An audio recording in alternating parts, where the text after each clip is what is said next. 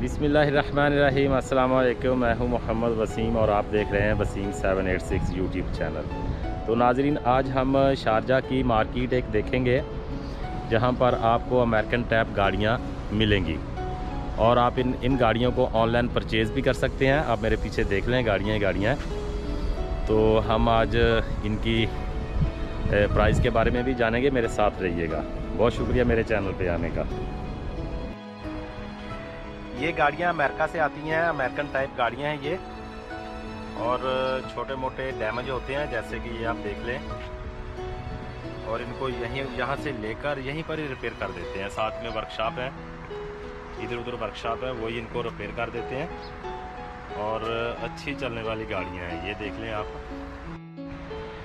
ये देख लें जी, ये निसान सेंट्रा है, ये छोटा मोटा डैमेज है। ऐसी आपको गाड़ियाँ मिलेंगी अच्छी।